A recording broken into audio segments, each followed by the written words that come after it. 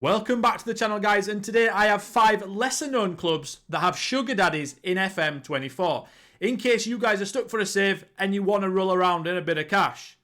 Let's do it. So there are 4 different types of sugar daddies on Football Manager. There's the foreground ones, the background ones, the underwriter ones, and then there's the underwriters that expect returns. Now, all these 5 in this list are foreground, which is Man City, PSG type. Obviously, they're going to start with less money than those guys because they're lesser known clubs. But as you go on through your save, you're going to get more money and more money to build your team. So the first Sugar Daddy club, and we are in Portugal at Alverca. Now these guys are in the 3rd division of Portuguese football. They are predicted to finish first in their league, which is a bit of pressure to start with. But if you do that, which you probably should do because they've got a very good team, then you guys should be able to just go and fly through Portugal up into the top division, where it then probably becomes quite hard. So, in Alverca, a bit of history about them. They have a decent sized stadium, 6,900, which is a decent one to build upon. They have good training facilities and good youth facilities. If we go into their history page, we can see that they've spent 5 seasons in their history in the top Portuguese division. The first one was in 1998, and then they stayed there for 4 seasons before getting relegated, and then they got an instant promotion, and then they got instant relegated again. And then, as you can see, there's a 4-year gap. They sort of went into really bad money problems. They had to start right at the bottom, and they've sort of steadily been building themselves back up. They have got the 2nd best team in the league. If you do look at their squad, it's quite nice. They have a 5-star player out on loan as Gabriel Poveda. So when he comes back, he'll probably be able to fire you into the next league if you didn't already. And if you are in the 2nd division, he might be able to fire you straight up into the top one. So that's quite a nice player to have.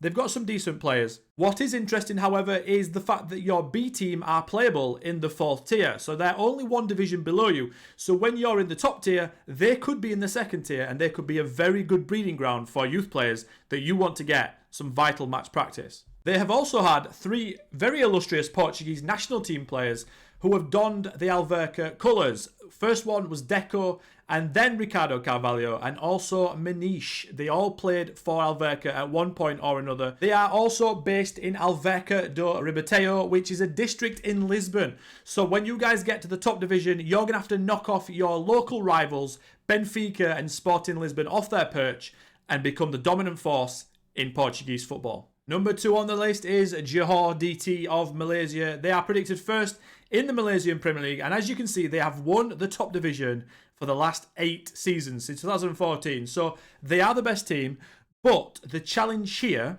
is to win the Asian Champions League. No team from Malaysia has ever won it. Only 1 team has got to the final. So that is the challenge for this save.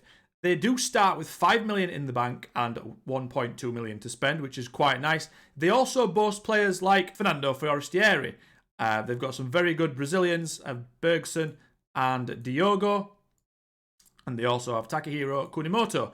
So they have a very, very, very good team for the Malaysian Premier League. If you guys can build upon these good foreign players, although they are a little bit old, you might need to refresh some, then why not win the Asian Champions League? They do boast good training facilities, excellent youth recruitment, and slightly modest average academy coaching and below average youth facilities, which needs improvement. They do play in the 40,000 Sultan Ibrahim Stadium, which is named after their owner, Ismail Idris Ibrahim. Next up, we are back at Portugal at Lusitania Lourosa, and these guys have never been in the 2nd tier, never mind the 1st tier. They have bounced around between the 3rd, 4th and 5th tiers for their entire existence. They are also in the 3rd tier, but they are in the north section, whereas Alverca are in the south section. So this could be quite a cool idea as a network save with a friend. They are also new to the 3rd tier, getting promoted last year, but they are instantly one of the favourites for this level because in real life, their chairman is putting money into their team. At the start of the game though, they only have 219 grand,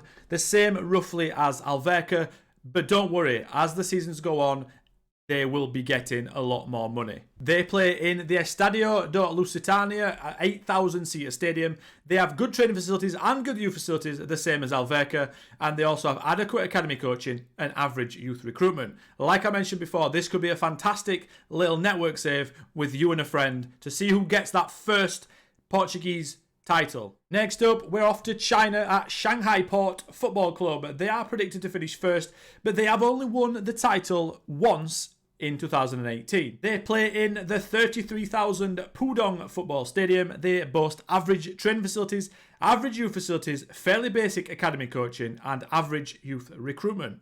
Their squad in Football Manager is the best in the league right now, and they boast players like Oscar, Matias Vargas, and Lucas Zhao, alongside homegrown hero Wu Li. They start with 33 million in the bank, so they are a lot richer than Johor, as China is, but they only have 109 grand in the transfer budget. Obviously, as the seasons go on, you will get more money. They have also never won the Asian Champions League. The furthest they ever got was the semi-finals. So can you guys get them their first ever Champions League trophy? Last but not least, we are in Portugal for the third time at Estrela da Amadora.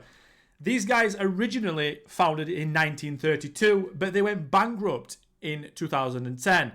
In 2020, though, they merged with the local club Sintra Football to become Estrela da Amadora SAD. As you can see, they have flown up the leagues. They started in the 4th tier, back to the 3rd, and then the 2nd, and now they are in the top division. As the newly promoted team to the Portuguese Premier League, they are expected to finish 12th, which is really nice. As you can see, in real life, they spent a lot of money. Fun fact, they are also part-owned by Patrice Evra. They only start the game with 427 grand and 42,000 in the transfer budget, but as the seasons go on, you will get a lot more money. They play at the Estadio Jose Gomez Stadium, 15,000 seater, and they are based in, obviously, Amadora. Amadora is a north district in Lisbon, so like Alverca, can you guys knock Sporting and Benfica off the top of the Portuguese perch? Thank you for watching the video, guys. Leave a like on the video, leave a subscription on the channel, and until next time, as always, I'll catch you then. Goodbye.